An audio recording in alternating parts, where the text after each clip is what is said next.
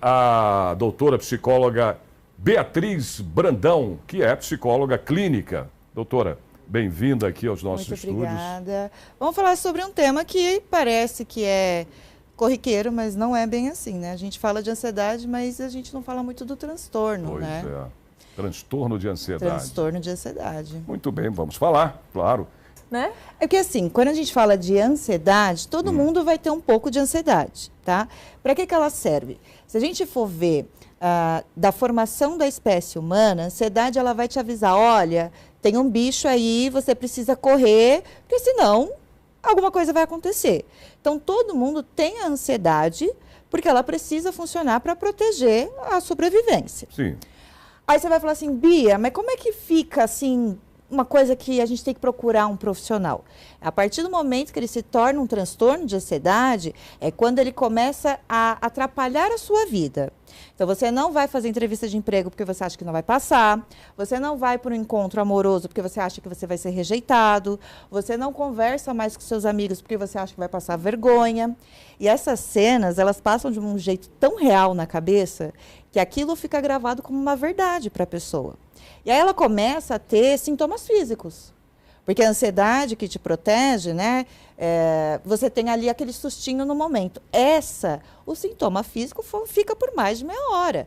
Então eu começo a ficar suada, meu coração dispara, minha perna começa a tremer, eu começo a me sentir assim muito eufórica, como se eu estivesse diante de um perigo que, na verdade, eu estou só imaginando. Então, quando a gente vai falar de transtorno de ansiedade, é uma coisa que já vai proibindo a pessoa de viver algumas coisas que ela precisa viver, como ir trabalhar, um encontro amoroso. E evoluiu muito, né? Eu digo assim, em termos médicos, vamos dizer assim. Antigamente, estou falando de antigamente mesmo, né? As pessoas se falavam qualquer tipo de coisinha assim, menino, o que é isso? Não tem nada. É frescura. Obrigado. É Essa frescura. palavra, usou a palavra agora certa, doutora, né, Beatriz? É frescura, como é que isso mudou de lá para cá, desse tempo para cá? Como é que as pessoas passaram a ter mais essa percepção? O que é. Exatamente. Existem duas coisas. Que é um problema, que é um transtorno, que é uma... Né? Tem duas coisas. Pode chamar de doença, doutora? Desculpa. Então, a gente fala transtorno porque doença ele é classificado para coisas que acometem o seu físico. Pode ser por bactéria ou vírus. Quando a gente fala de transtorno, e aí ele vai ser da saúde mental, é porque ele engloba multifatores. Tá? Então, não é só uma coisa que eu penso e que eu acho. Então, realmente tem alterações biológicas, tem alterações comportamentais, tem alterações num todo. Então, tem diferença entre transtorno, doença. Então, por isso que, assim, mas é doença. A gente vai falando doença para que todo mundo comece a conhecer, tá? Claro, não é que está errado, não é nada disso. Mas, normalmente, você vai ouvir transtorno. O que acontece? Tem duas coisas que a gente usa para falar assim, o que é isso, o que não é isso? Uma coisa é o CID, que é o Cadastro Internacional de Doenças. O Cadastro Internacional de Doenças, ele colocou, né, os transtornos mentais, parte dele. Para que serve o CID? O CID é organizado pela Organização Mundial da Saúde, a OMS, tá? Ele vai colocar ali, gente, pessoal, olha aqui, então, doença tem essas características aqui, tá bom, pessoal do mundo?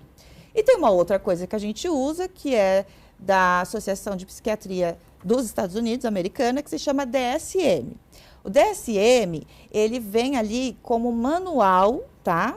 Estatísticos de transtornos. Então, ele vai falar, olha, a ansiedade tem essa característica e tem esses sintomas. Então, meio que não é da nossa cabeça, né? Traduzindo, como é que é? É assim, cada psicólogo, a abordagem é um jeito de chegar na pessoa, tá?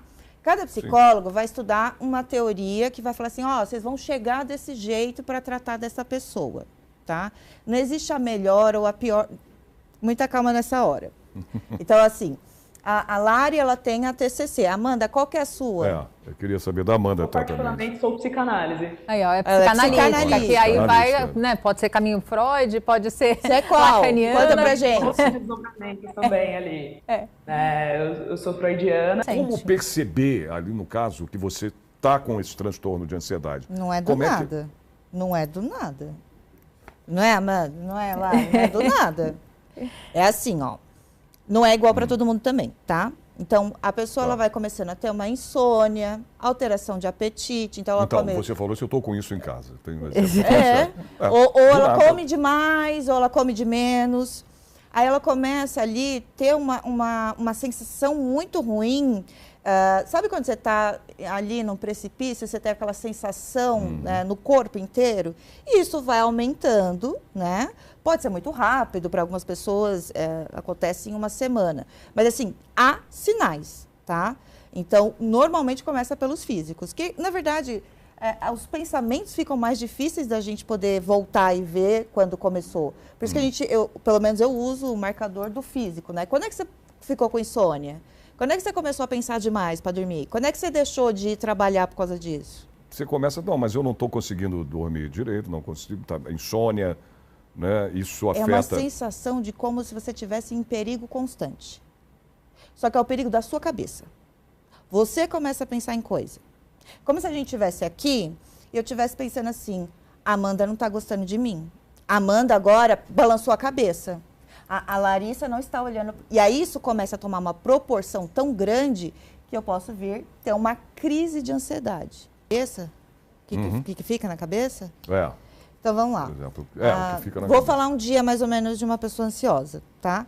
A pessoa acorda e aí ela já pensa que alguma coisa vai dar errado, então ela tem que se antecipar. Porque ela já acorda pensando, não vai dar certo as minhas coisas. Exato. E fica com aquilo na cabeça. Isso. E aí, assim, não, porque eu já vou pegar trânsito e eu vou chegar atrasado, porque aí meu chefe já não está não tá bem comigo. Não, porque aí eu tenho certeza. E aí, ela vive ali o dia em 10 minutos na cabeça dela. Olha isso. Porque ele tenta controlar.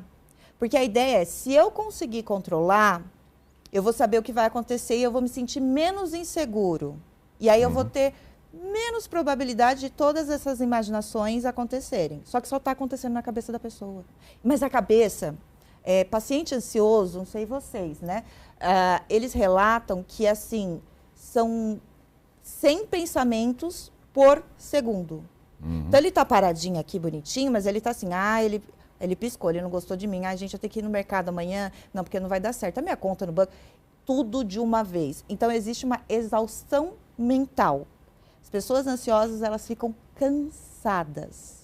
Não fisicamente, mas a superprodução de pensamentos, imaginações e cenários e o que ela vai fazer com esse cenário. Quanto mais medo eu tenho, mais esse medo eu produzo. Tá. Quanto mais carente eu for, mais eu vou tentar a sua atenção. Quanto mais eu tentar a sua atenção, o que eu vou conseguir? Que você se afaste. Quanto mais medo eu tenho de falhar, mais falhas eu vou cometer. Porque o meu medo não deixa eu ver as coisas com clareza. O ansioso, de verdade, ele pode ganhar uma promoção, uma coisa boa. Você sabe como ele vai ver? Não, que agora vou ter que segurar, porque não vai dar certo, porque vão estar de olho em mim, porque eu vou ser mais cobrado. Então, até coisas positivas, ele começa a enxergar como uma ameaça na vida dele. Não necessariamente coisas ruins. Por isso que eu falo, qualquer coisa pode ser um gatilho, entendeu? Ele pode ganhar na Mega Sena. Não, porque não vai dar certo, porque... Esse transtorno. Pós-pandemia, né? Tem um aumento depois da pandemia, por toda a dinâmica da pandemia, né? A incerteza, a questão ali... Quer dizer, ela teve uma incidência muito maior, bem grande. Sim, são crianças, adolescentes de pandemia. Por ter ficado em casa. Eles não tiveram ali, talvez, uma faixa etária fundamental, a interação social. E aí tem a incerteza. Aí, quando eles voltam, pensa só, a cobrança hoje em dia para essa faixa etária é diferente. Não adianta a gente falar que não é. E a gente também tem ali, não gosto de colocar como vilão sempre a questão da internet e das redes sociais. Né? Não gosto só de falar que é isso, mas o mundo hoje é completamente diferente. Né? Então, a partir do momento que eu tenho aqui na minha mãozinha, né, informações do Canadá, de como as pessoas estão lá, eu tenho uma comparação muito maior. E essa faixa, né, dos 10 aos 19, gente, vocês lembram quando vocês eram adolescentes? A gente quer pertencer, a gente quer ser legal do grupo, quer ser bonito. E isso é óbvio que a gente vai começar a querer buscar aprovação e é óbvio que a gente tem várias ansiedades. Pensa assim, pensa uma caixinha escrito ansiedade. Aí embaixo da ansiedade vai ter a tag que a gente que é o que a gente está falando. Transtorno de ansiedade generalizada. Aí nessa caixinha vai ter síndrome do pânico. Síndrome do pânico é diferente do ataque do pânico. Aí tem um pouco, né? O que acontece? A pessoa ela tem um pico físico, e aí às vezes ela vai até no PS, né? Então, achando que está morrendo. Exatamente. O coração bate, tô tendo infarto. Né, Amanda? E aí ela chega lá no PS, faz os exames e o médico fala, olha, não deu nada nos seus exames. E aí o que acontece na síndrome do pânico? A pessoa começa a ter medo de ter outra crise. E aí ela começa a ter crise da crise. Entendeu? Porque ela realmente acha que vai morrer. É um medo de morrer. Passa o dia inteiro com ansiedade. Direto? O dia inteiro pensando em alguma coisa. Principalmente se ali a causa da ansiedade tiver, por exemplo, no trabalho. Ela não fica 8, 10 horas dentro do trabalho. Né? E não quer dizer que ela saindo do trabalho resolveu. Eu estou colocando o trabalho porque é o dia a dia mais comum das pessoas. Normalmente a gente passa mais tempo no trabalho, mas não necessariamente. Pode ser uma relação familiar, pode ser um relacionamento amoroso, pode ser uma questão ali de autoestima, então eu comigo mesma, né? E aí eu vou refletindo em várias áreas da vida. Mas você tinha perguntado da questão da medicação, então só explicando. O psiquiatra, ele é um médico, né, que faz residência em psiquiatria, ele passa a medicação. As psicólogas aqui, a gente vai fazer o tratamento semanal com a pessoa, né? Normalmente são 50 minutos e a gente vai fazendo esse tratamento. Eu faço uma associação de que, assim, a medicação ela vai te ajudar com sintoma, porque eu não consigo fazer nada se você estiver sofrendo. Se você não está dormindo, se você está tendo, né, todas as relações, como é que eu vou fazer alguma coisa com você? Então, o remédio vem, né, ajuda ali na questão do sintoma, você fica, eu falo que fica 0 a 0, né? E aí a gente vem fazer o tratamento semanal. Qual que é a importância do tratamento semanal? A pessoa seguir, porque é isso que a gente tem dificuldade. A pessoa fazer o tratamento corretamente. Esse é o ponto mais difícil. Primeiro que a gente teve a questão do medo da própria pandemia, né? Algo aconteceu, não temos muita informação, né? Não sabia muito bem. Todo mundo teve que se adaptar com o carro andando, né? Então, e aí a questão de que todo mundo dentro de casa, e aí essa questão da pandemia também, podemos falar de relações familiares e tudo mais, a incerteza do emprego, da economia, de como iam ficar as coisas, de saúde, e aí essa pessoa volta, né? Então ela tem que se readaptar. É um período relativamente curto para se adaptar a ficar em casa. Não, agora você volta. E esse retorno, mas eles dispensaram muita gente. Será que vão precisar de mim? E a questão da dinâmica da pandemia com tudo. Na pandemia, a gente não tinha mais horário, né? Porque não tinha o que fazer. Então, se eu te ligasse 10 horas da noite para conversar de trabalho, que compromisso que você tinha? Né? Então, a carga que nós acabamos absorvendo na pandemia, muita gente está carregando até hoje. Muita gente tem horas de trabalho, 14 horas por dia de trabalho, porque é um modo que ficou e continua indo. E isso gera uma ansiedade por causa da sobrecarga também. E a cobrança. Tem uma ansiedade. Se tudo vai dar errado, porque eu não sou boa o suficiente, o ansioso ele vai, normalmente, não estou generalizando, ter uma visão sobre si 880. Né? O ansioso ele é muito 880, né? Ele não tem um meio termo para ele. E com certeza também isso afeta a confiança, né? Porque assim, ele já parte do pressuposto que ele vai errar e que vai dar errado e que as coisas não vão funcionar como deveriam e que a culpa é dele.